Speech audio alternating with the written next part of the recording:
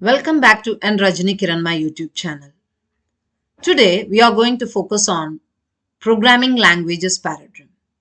So in this topic, first I'm going to explain about what is a paradigm, and then we come up with what are the different programming languages paradigms that nowadays the people are going to use. So the topic is, what is a programming language paradigm? A paradigm is a style or a way. Programming paradigm is a style or a way of programming. That is, it is going to talk about the style of how you are going to instruct the computer. And the most commonly used programming paradigms are, the first one is imperative programming. This is the oldest programming paradigm. And in this programming paradigm, we are going to instruct the machine, and when you are instructing the system, the complete focus is on how to change its state. In this programming, the explicit sequence of commands are going to focus on updating the program's state. And you can say this imperative programming is further classified into procedural, object-oriented, object-based programming paradigms. And the best example for this imperative programming style is basic language. So the basic language was instructing the machine, or the programs are written focused on completely on how to change the program's state. And the second programming paradigm is declarative programming. In this declarative programming, the programmer is going to specify what the result he wants, but he's not going to specify how to get it. That is, we are going to give the logic of computation, but not the control flow. That means we are not going to specify in which order these statements are executed in order to get the result. And the best example that comes under the category of declarative programming is structured query language. That is, this is the language which we use in DBMS in order to get the responses for our query, where query is nothing but a request. Now let us move to the third programming language paradigm, that is procedural programming. This is also called as procedure-oriented programming, and this is also called as a structured programming, and this programming is one of the imperative programming. And in this programming, we are going to use procedures or functions, where these procedures or functions can be termed as structures, and that is the reason why we are going to call this programming as a structured programming.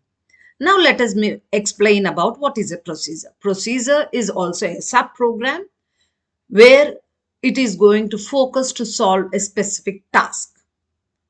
And these procedures have steps of instructions where these steps of instructions are executed in order to fulfill a specific task.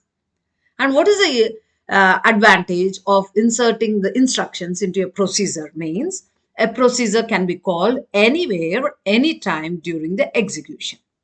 And this enabled the programmer to write the code very easily, modify the code very easily, and they found it was very easy to rectify the errors, that is debugging, and of course test their programming skills.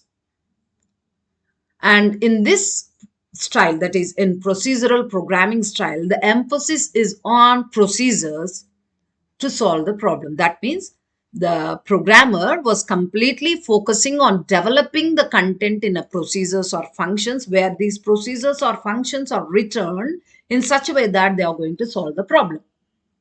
And the best example that comes under this category is C language.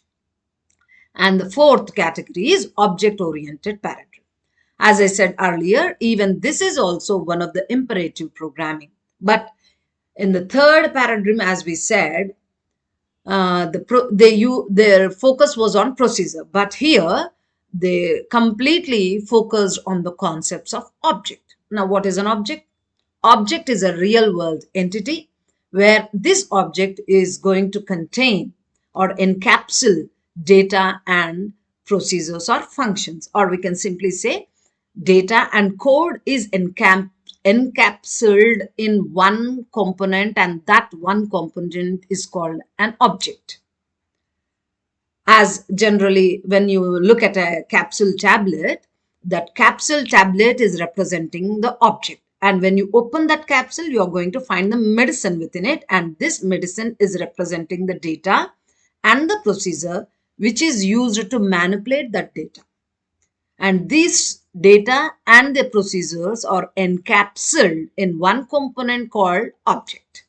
And the entire application is divided into smaller units called object. And here the emphasis is completely on how to manage the data. So in the previous programming, the emphasis was on developing the procedures or functions. They ignored data. But here in object-oriented, the complete focus or emphasis is on how to manage the data. And the best examples that comes under the category of object-oriented programming paradigm is Java programming language and Python. Now let me talk about the fifth paradigm, that is object-based programming.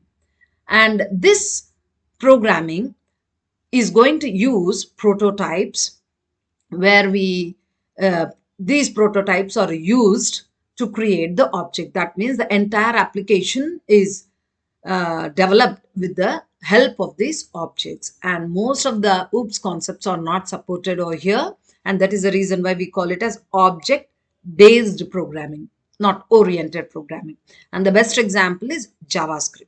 In the JavaScript, we use the different objects like forms, document. These are few objects where we are going to use these objects, and these objects are created by using prototypes, where these prototypes are nothing but the smaller units, and the entire application is divided into such smaller units called prototypes. And the best example, as I said earlier, for this object-based programming is a JavaScript. And in general, I have presented the different paradigms like this. The major categories are imperative and declarative. Under imperative, this is further classified into procedural, object-based, object-oriented, and parallel processing.